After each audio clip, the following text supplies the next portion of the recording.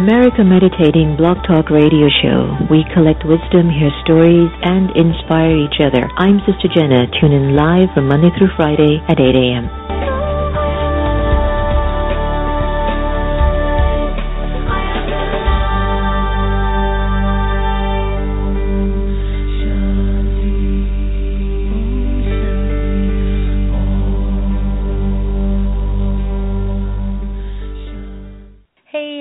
It's John DuParent from Project Forgive. How are you doing? You are in the right place for the highest level of conversation to feed your soul. American Meditating with Sister Jenna. Stay with us. Sister Jenna and the American Meditating Radio Show are the key to peace, truth, beauty, and all that is good in the world, which is why I am a confirmed listener. This is Valerie Alexander, author of Happiness as a Second Language. He went without food, not to lose weight, but to help people lose generations of hate. While many around him rose up with violence, he sat down for peace. When others used religion as an excuse for war, he used it to remind them of love. Mahatma Gandhi made the world a far better place by reaching out with the strength he cultivated within his soul. So, pass it on from the Foundation for a Better Life at values.com.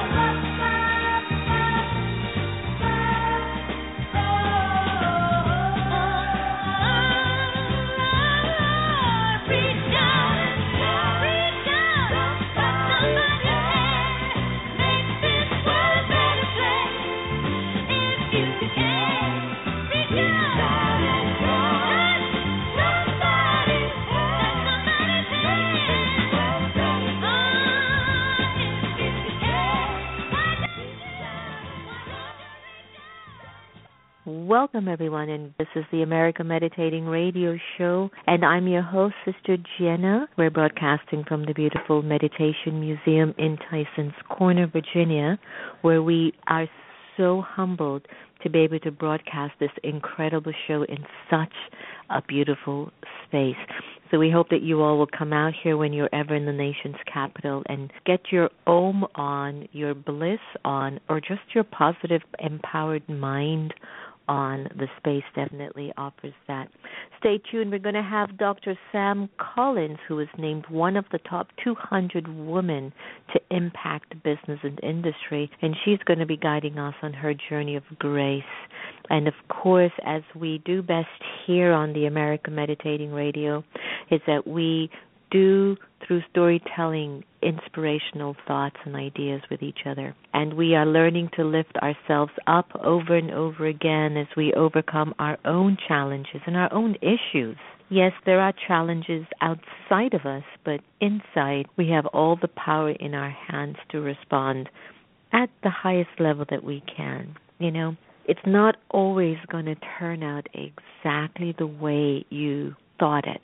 And the pieces that you miss are our opportunities to bring us back to our sanity and our truth and our beauty. And so I just want to remind you of that. Never give up on what's going on around you. Your thoughts could put you back on course in a second.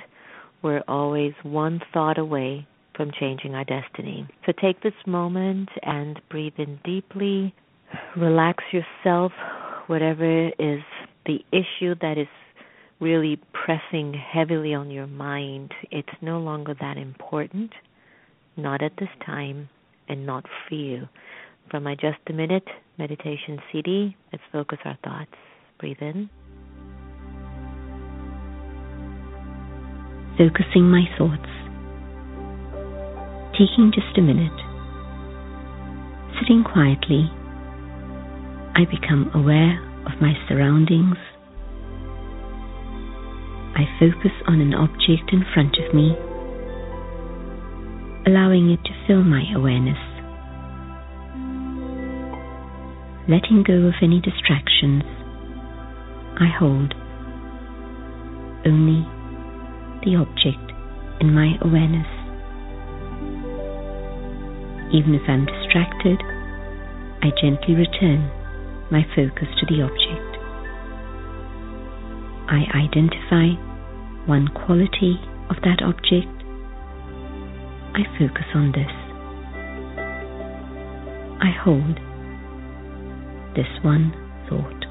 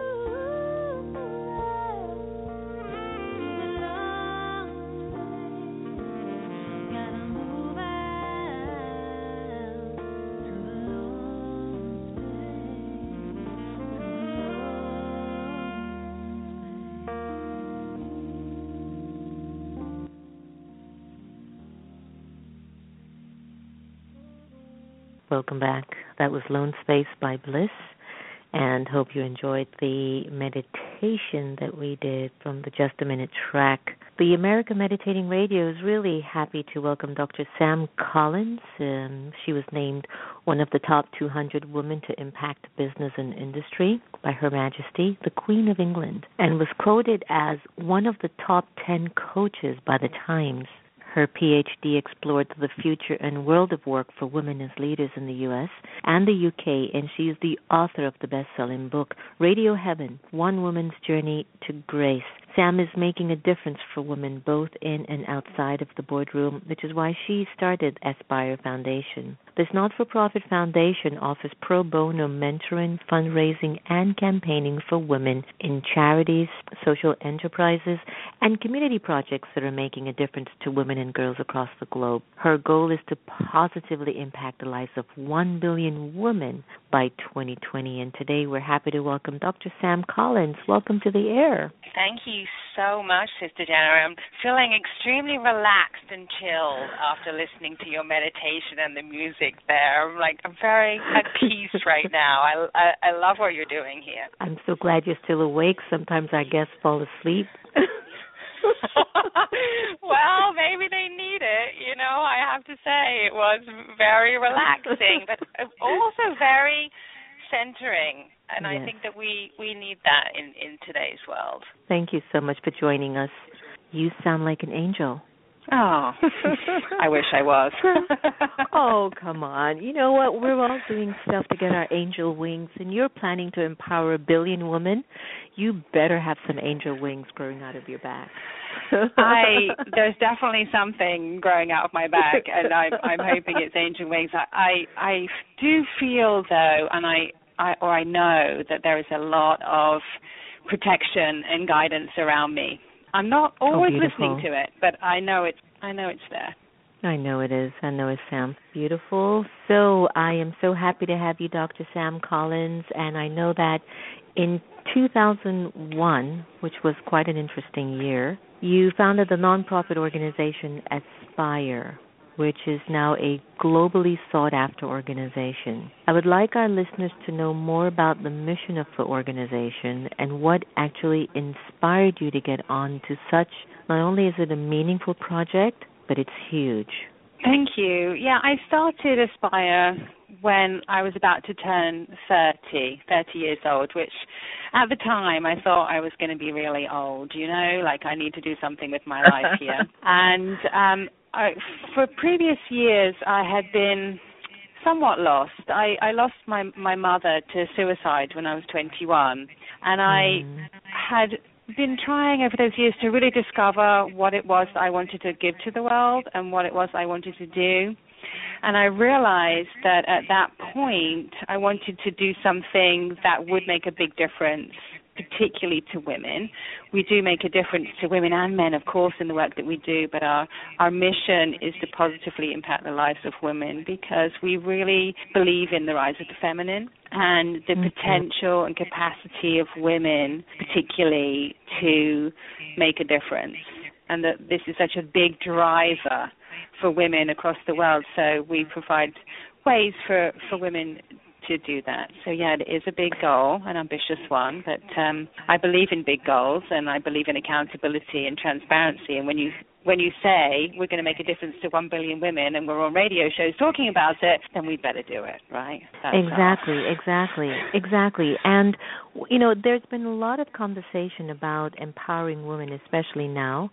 America is possibly preparing for its first female president in history.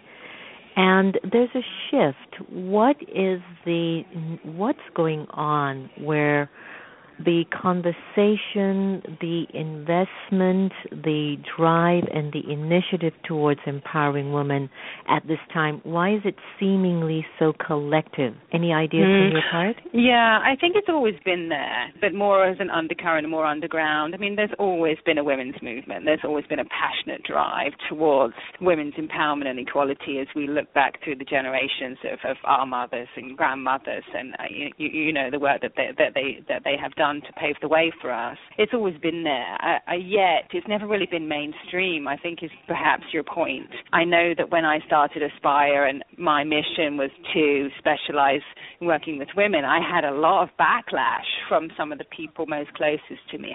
Why would you do this? This isn't really going to work. You're going to alienate men. Why just women? And I mean, if I had listened to any of that, I would not be here at this point. So It was not popular. It wasn't in the mainstream, and yet I have seen that really change over the past few years. And I think, some of it is the basics of business, where more people, celebrities and more charities and like you say, with a possible female president, we hope that this brings it into the mainstream media and it becomes an issue. And the more it becomes an issue, the more people talk about it. The more people talk about it, the more interesting it gets, the more debatey it gets, the more controversial it gets.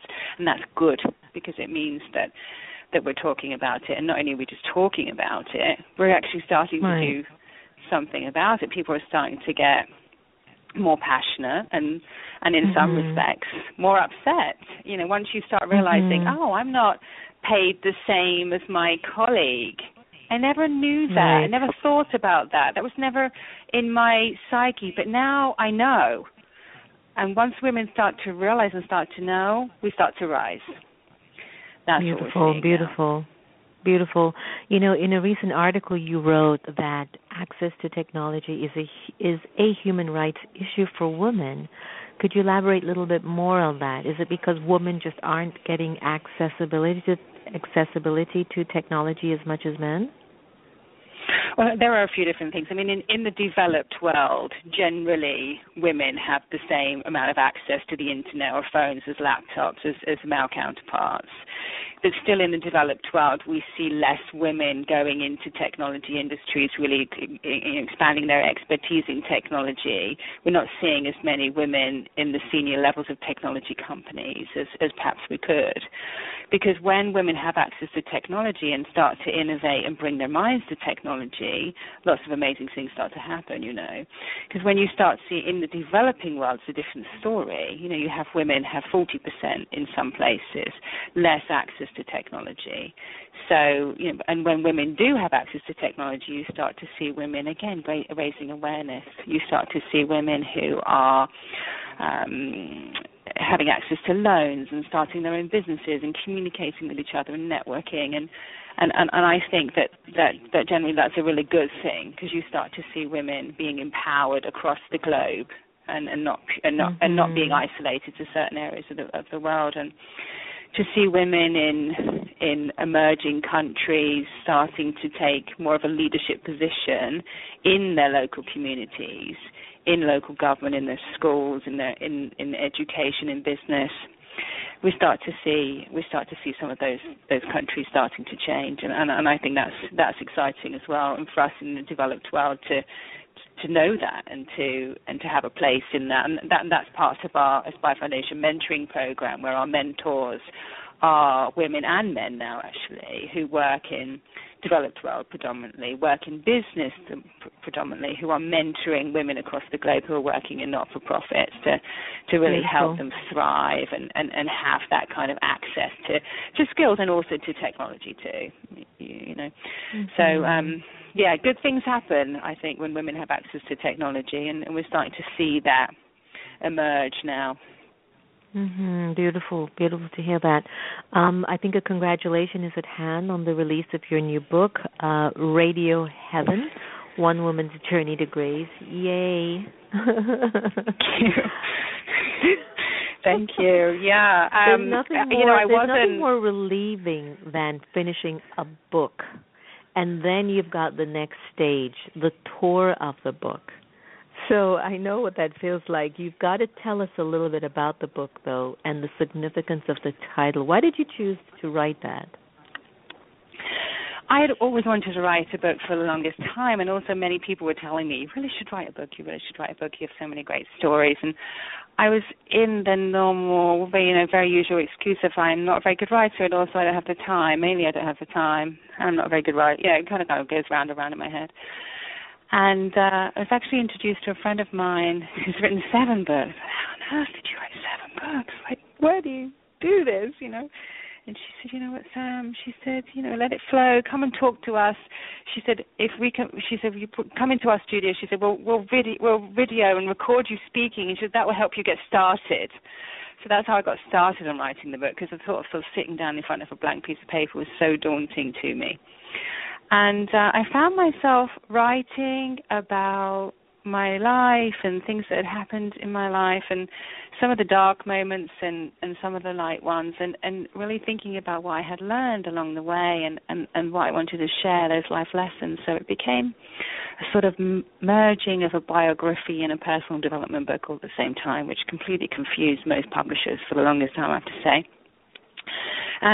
And I realized that, we were looking at this book and saying, what are we going to call this book? The top 10 tips for achieving this in your life or something. Oh, God, no, that's not going to work for me. And then I was remembering the overall theme for me was about listening to the signs, trusting my intuition, really tuning into what's going on around me, but also what's going on in my own mind and trying to help those two things fit.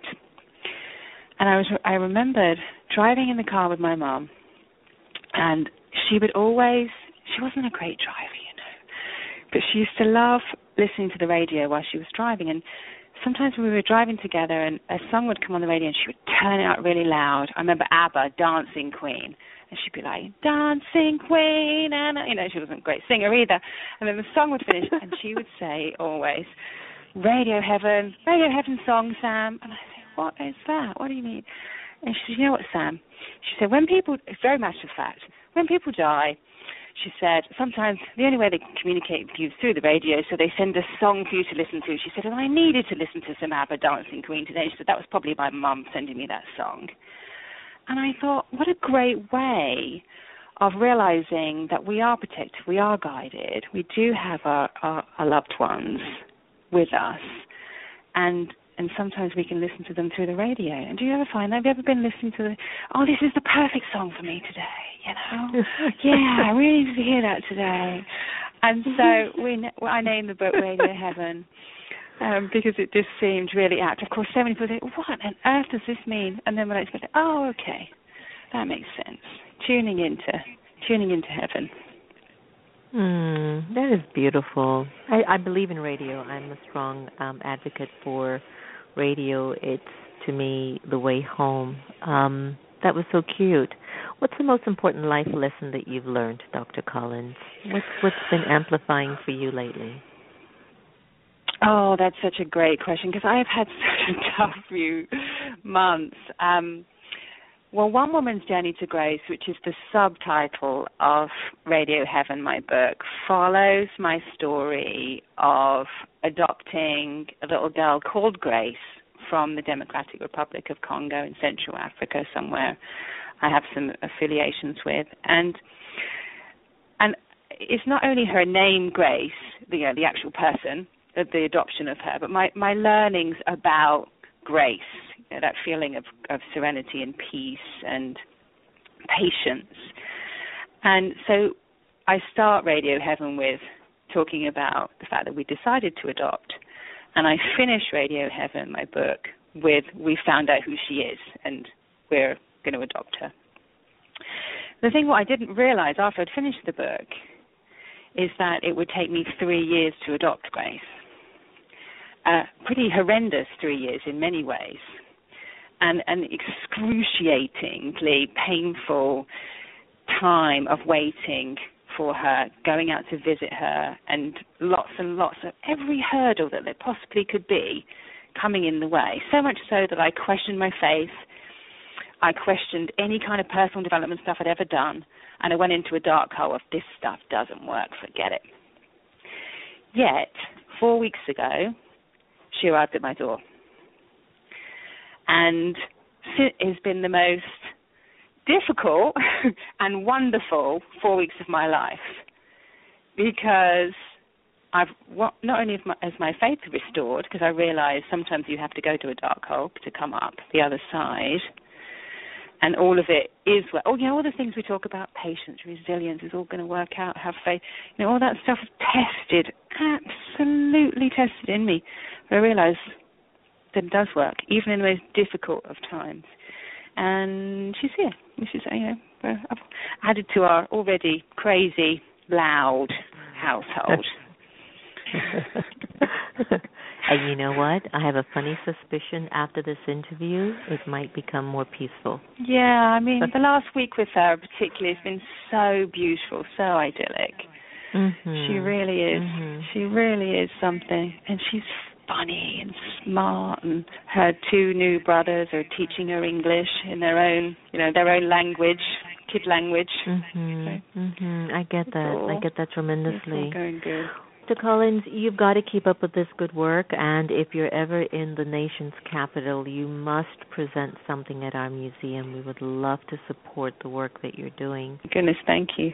Mm-hmm. Before I let you go, please leave me with one of your favorite life quotes and a website that our listeners can get in touch with you. A website that you can get in touch with me is aspirewomen.com, which also has details of our foundation and not-for-profit work and everything that we do, so www.aspirewomen.com. And I guess one of my quotes, the one that's just come to me is, and I don't know exactly who said it, do it and then ask for forgiveness later. Yeah, I've heard that one before, too.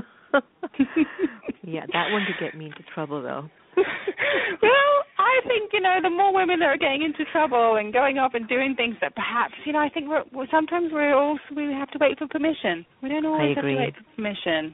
And I agree. Maybe even more amazing things would happen in the world if we didn't wait for permission. There you go. Dr. Sam Collins, thank you for your lovely heart, your beautiful spirit, and your service to humanity. All the very best. And to you, thank you so much, Sister Jenna. Bye-bye. So as Dr. Sam Collins has challenged us, it's time for us to help women to really empower their lives and get them going. So please contact her at aspirefoundation.org or dr.samcollins.com. Remember, as I end the show every day, no one can take away your happiness unless you give them permission. And we are here to love each other the same. So let's continue to do that, all right? Take care, everyone, and thank you for joining us. We really appreciate your support, love, and care. I'm going to end today's conversation with Message Home by Lucinda.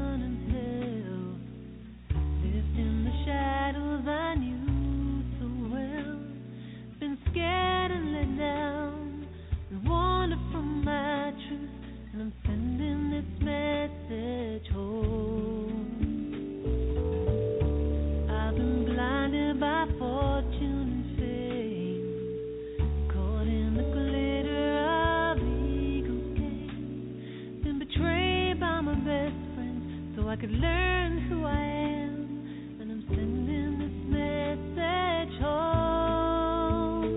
Got the angels beside me, children all around me, and the Father is at my feet. Got my fingers in the sockets, diamonds in my pockets, and the mother, she comforts me.